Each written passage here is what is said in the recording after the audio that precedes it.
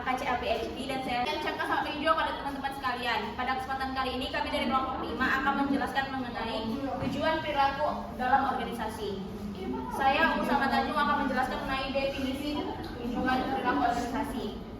Tujuan perilaku organisasi adalah ilmu yang mempelajari pengaruh yang dimiliki oleh individu, kelompok, dan struktur terhadap perilaku dalam organisasi yang bertujuan untuk meningkatkan efektivitas suatu organisasi. Atau dapat disimpulkan, perilaku organisasi membahas tentang seluruh kegiatan organisasi yang terdapat perilaku manusia, budaya, sosial, dan sistem yang mendukung adanya organisasi tersebut, sehingga manusia dan organisasi dapat saling mempengaruhi.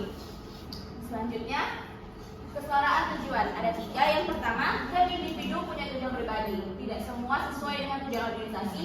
Yang kedua, sistem pembangunan manajemen meminimalkan bahkan menghilangkan potensi tindakan-tindakan yang berlawanan dengan tujuan organisasi. Yang ketiga, sistem dirancang untuk selaras dengan tindakan-tindakan para anggota dengan kepentingan organisasi.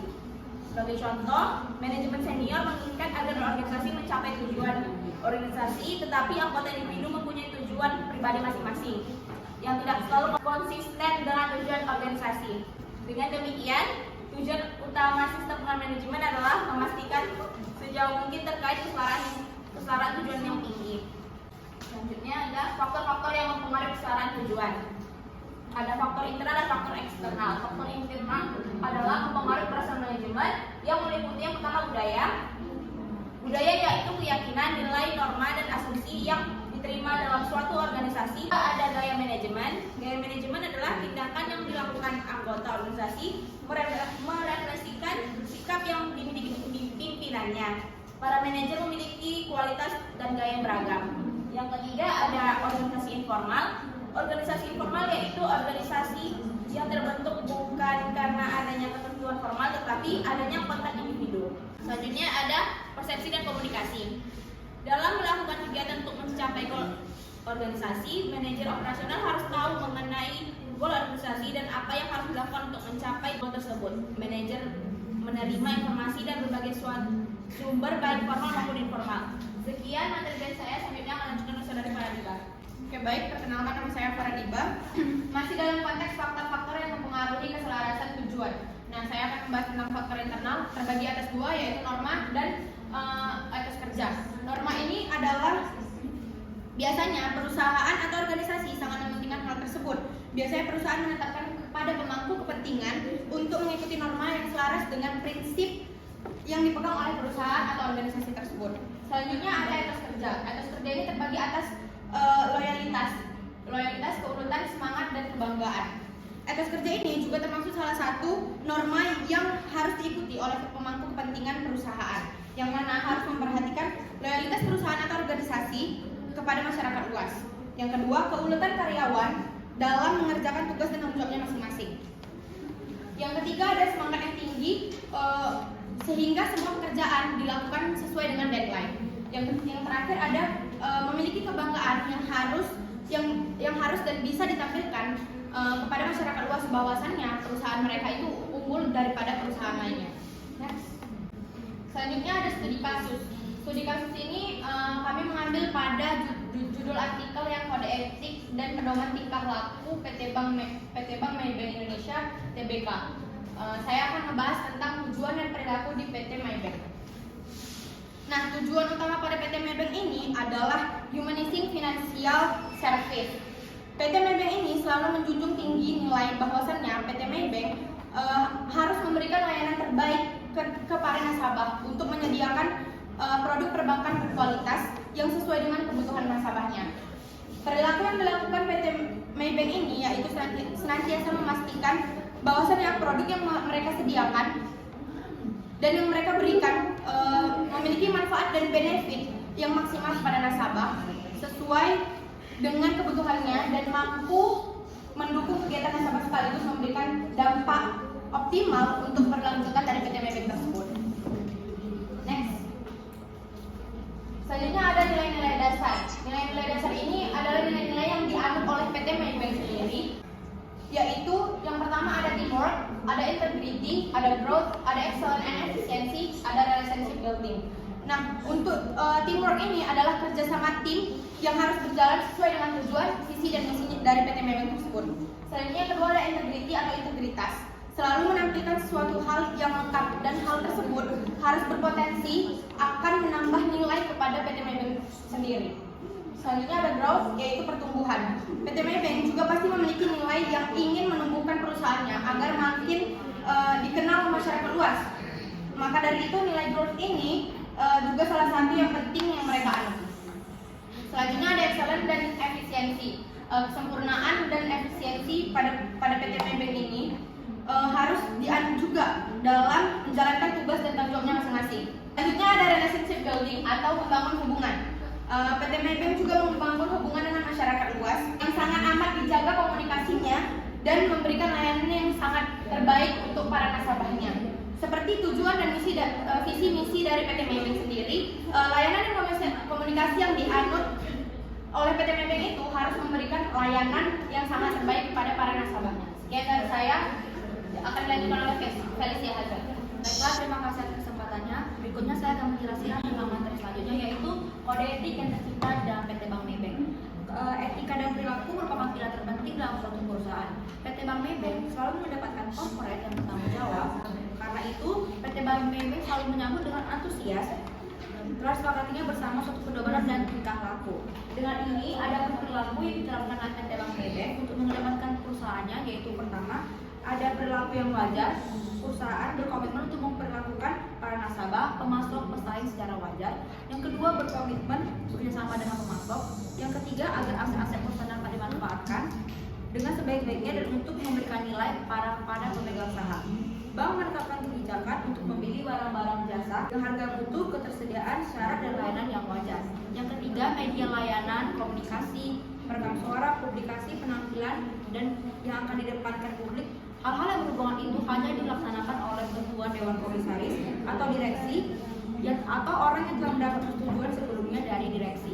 Selanjutnya saya akan membahas tentang materi, yaitu pengungkapan budaya dan perilaku dari PT Bank Maybank. Sejalan dengan misi Humanizing Financial Service, Maybank tidak hanya mengutamakan layanan kepada nasabah, namun menciptakan lingkungan yang kondusif bagi para karyawan. Sebagai aset terpenting, bank serta mewujudkan tanggung jawab terhadap masyarakat dan komunitas. Untuk menginternalisasi budaya kerja yang positif, bank menyekalang keseimbangan antara produktivitas kerja dan kehidupan personal karyawan agar terciptanya work-life balance. Kemudian PT Bank Maybank membagi poin-poin tentang pengungkapan budaya dan perilaku dari PT Bank Maybank, yaitu pertama ada performance, inovatif dan kreatif, accountability, leadership, dan compliance. Selanjutnya saya akan menjelaskan tentang poin-poin tersebut. Performance adalah menetapkan target yang tinggi atas performa diri sendiri, bekerja keras mencapai target yang ditetapkan, dan memiliki standar kualitas yang tinggi. Kemudian ada accountability, yang dimana bertanggung jawab atas yang sudah diterima, menerima konsekuensi secara sportif terhadap kegagalan maupun keberhasilan.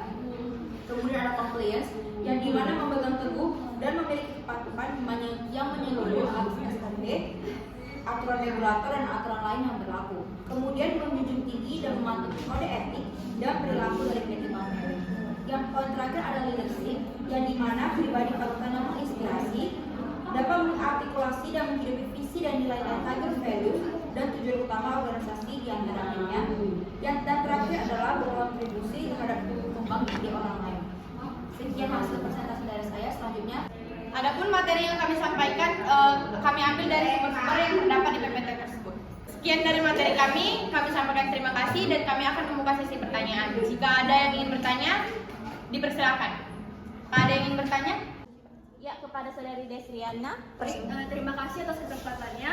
Saya Desriana Syafitri dari kelompok 3. Di sini tadi kan sebelumnya kelompok presenter telah menjelaskan kan mengenai nilai-nilai dasar dan kode etik yang diterapkan di PT Maybank kan.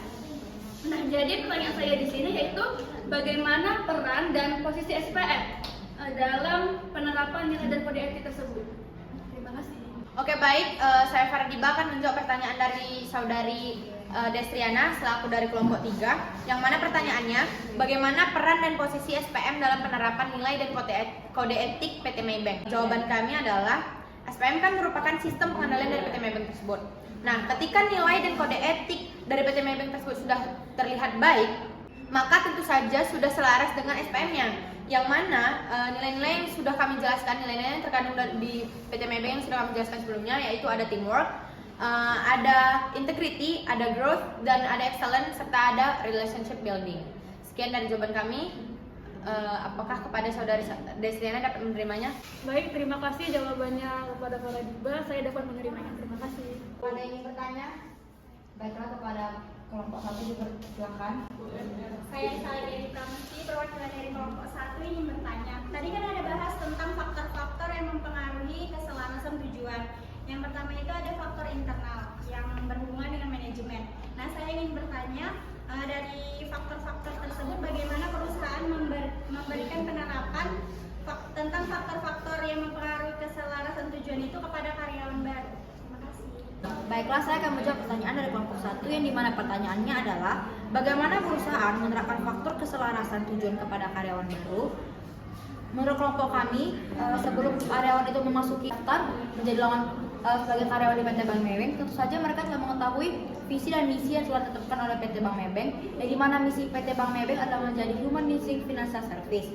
Kemudian mereka menjadi karyawan yang sah, pasti dari PT Bank Maybank melakukan pelatihan-pelatihan untuk menetapkan bagaimana visi dan misi mereka dapat menjadi keselarasan tujuan kepada karyawan yang baru. Sekian jawaban dari kelompok kami. Apakah saudara Risa dapat menerima jawabannya? Baiklah, saya dapat menerima jawabannya. Terima kasih. Baiklah, terima kasih kepada saudara Rinsala. Selanjutnya apakah ada yang ingin bertanya? Baiklah, kepada saudari Intan dipersilakan. Baik, terima kasih kepada kelompok 5. Pada slide kalian yang terdapat di nilai-nilai dasar ada penanaman nilai budaya Tiger yang terdiri dari core values Tiger yang meliputi relationship building atau membangun hubungan. Nah, yang ingin saya tanyakan, bagaimana relationship building ini menjadi hal yang diperlukan dalam mewujudkan target perusahaan? Terima kasih. Baiklah, di sini saya akan menjawab pertanyaan dari saudari Intan. Pertanyaannya, bagaimana relationship building menjadi hal yang diperlukan dalam mewujudkan target perusahaan? Jawaban menurut kelompok kami, PT Maybank akan melakukan kerjasama secara jujur, profesional, dan komitmen setiap pelayanan akan diberikan yang terbaik pada nasabahnya secara jangka panjang sehingga target perusahaan PT Maybank dapat berjalan sesuai dengan visi dan misinya. Bagaimana saudari Intan? Apakah dapat mendengar jawaban dari kelompok kami? Baik, terima kasih kepada kelompok 5 atas jawabannya. Berarti dalam membangun hubungan kepada nasabah, PT Maybank harus jujur profesional secara jangka panjang agar dapat memuaskan para nasabahnya. Seperti itu. Iya, saudari Intan. Baik, terima kasih. Saya mau bertanya. Ya, kepada saudari Indi saya persilahkan.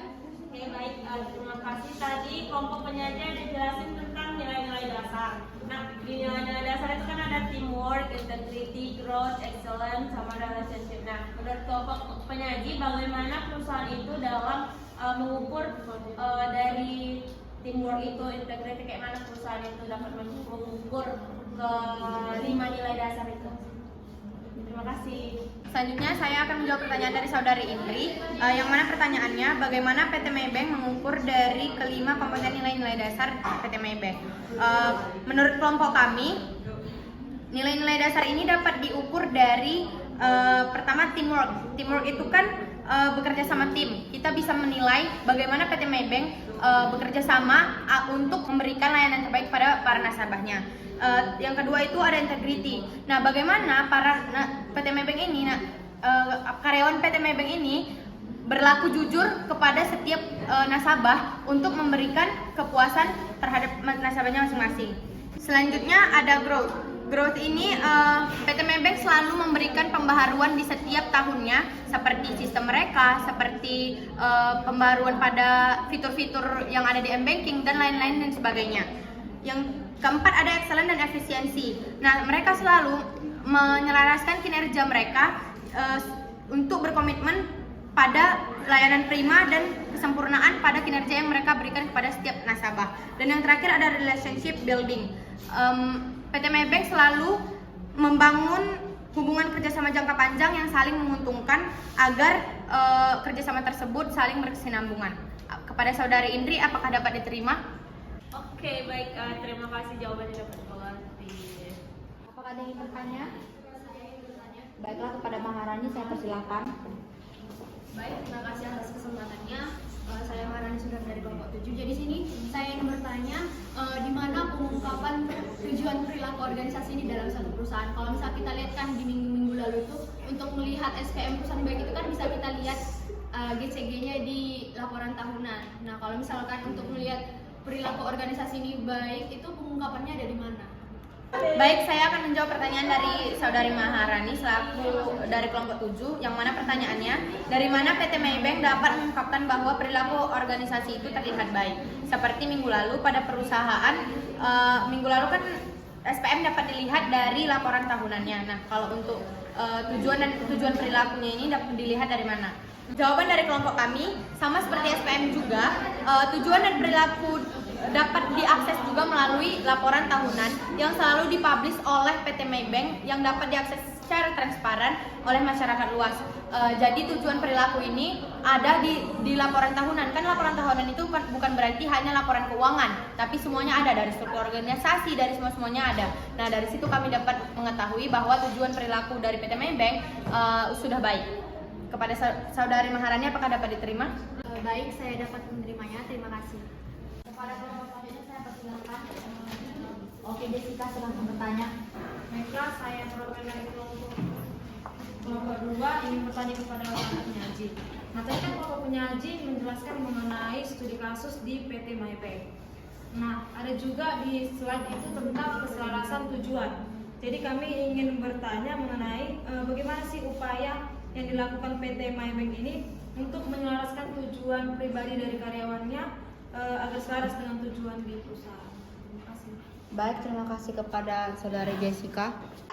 Baiklah, di sini saya akan menjawab pertanyaan dari saudari Jessica. Pertanyaannya adalah bagaimana PT Maybank menyelaraskan tujuan pribadi karyawannya dengan tujuan perusahaan. Jawaban dari kelompok kami, tujuan pribadi setiap karyawan berbeda-beda. Namun menurut kami PT Maybank berpikirnya para karyawan menginginkan gaji dan bonus yang sesuai dengan pekerjaan mereka. Maka dari itu PT Maybank sering memberikan reward kepada karyawan yang berprestasi, sehingga tujuan pribadi karyawan dengan PT Maybank sudah selaras. Bagaimana saudari Jessica, apakah jawaban dapat kamu terima? Itu kan terkait tujuan pribadi dari gaji kan. Gimana kalau misalnya ada aspek lain? Kalau itu kan tadi karena gaji. Kalau misalnya ada karyawan yang menuntut untuk diberikan gaji tapi sebenarnya nggak sesuai dengan pekerjaannya, atau misalnya minta promosi gitu, atau hal-hal lain yang mungkin berkecimpung ke situ juga, itu gimana perusahaan menanggapinya? Pertanyaan yang Jessica tanya tadi kan bagaimana jika karyawan meminta promosi jabatan padahal tidak sesuai dengan kualifikasinya, begitu kan? Nah, menurut dari kelompok kami, sebelumnya setiap karyawan yang telah masuk ke PT Bank Maybank tentu saja selalu sudah mengetahui visi dan misi dari PT Bank Maybank. Namun, jika karyawan tidak sesuai dengan kapasitasnya dipromosikan, balik lagi ke SOP yang telah diberlakukan. Jadi ketika PT Bank ketika karyawan meminta promosi namun tidak sesuai dengan job desk-nya, maka mungkin dari PT Bank, menurut kami dari PT Bank Maybank akan memberikan sanksi ataupun akan memberikan arahan bagaimana kelanjutan dari promosinya atau peningkatan gaji dari karyawan tersebut. Intinya PT Bank Maybank akan mengadakan sanksi atau akan menindaklanjuti dari keinginan karyawan tersebut. Baiklah, saya dapat menerima jawaban tambahan dari Venesia. Terima kasih.